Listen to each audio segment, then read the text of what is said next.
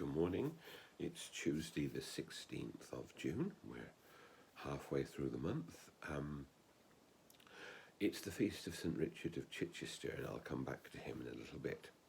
But someone said to me yesterday that the Old Testament readings in the mornings have been a bit of a saga recently.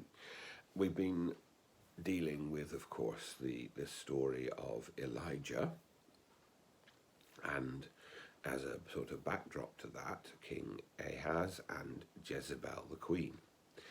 And it starts off, as you would expect it, in a sort of religious story, with Elijah opposing the way in which the king has turned away from God and has followed other gods. And so we had last week that amazing encounter between Elijah and the prophets of Baal on the mountain. One of the first things I ever remember doing in RE at school, and the coming down of the sacrificial fire and the vindication of Elijah. Then we have the fantastic encounter after traveling through the desert with God on the mountain. But this week the story has taken another turn.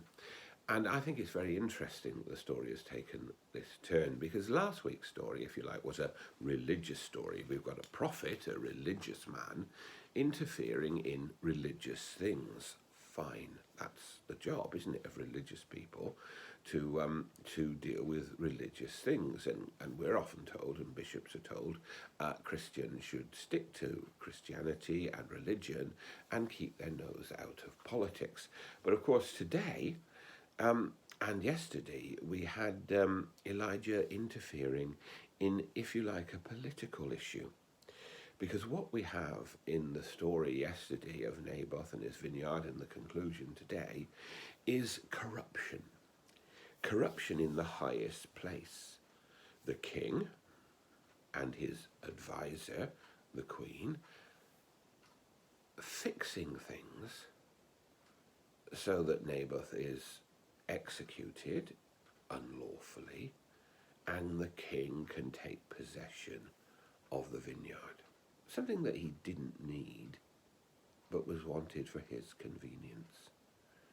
And Elijah steps into this situation, taking his message away from the religious sphere and putting it into the political and the moral sphere. And that's important for us to remember as Christians. It is, above all, our duty to draw people back to God, but it is also our duty to face up to corruption where we find it. Which brings me to Richard of Chichester. Richard was around in the 1200s, the 13th century, sort of just after the time of St. Francis. St. Francis was in Italy, Richard was in England. He was brought up as the son of a farmer, probably a fairly rich farmer. He went to Oxford to pursue an academic career. His study was,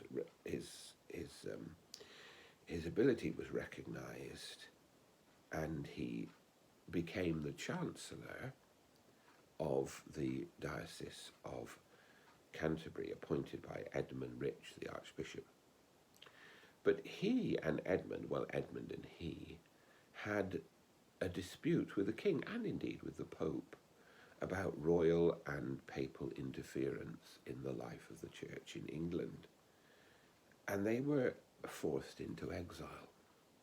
They stood up to the king, and they stood up actually to corruption within the church as well. So there's an interesting parallel there.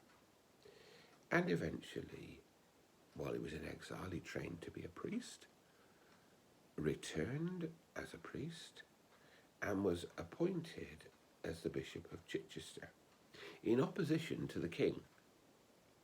The king tried to prevent his consecration, and he was consecrated abroad, and eventually he came back as the Bishop of Chichester. And he was an exemplary bishop, sorting things out that were wrong in the church, correcting things that needed to be corrected, but being available to all. a very similar but maybe a bit less violent picture than the one to Elijah, and it sets a pattern for what we're about. And we still remember Richard now, principally because of a prayer he wrote, which I think you'll be familiar with. I'm going to read it. Thanks be to thee, my Lord Jesus Christ, for all the benefits thou hast given me, for all the pains and insults which thou hast borne for me. O most merciful Redeemer, friend and brother, may I know thee more dearly, and follow thee more nearly, day by day. May I know thee more dearly, and follow thee more nearly, day by day. Richard and Elijah set us an example. May God bless us as we seek to live in that way ourselves.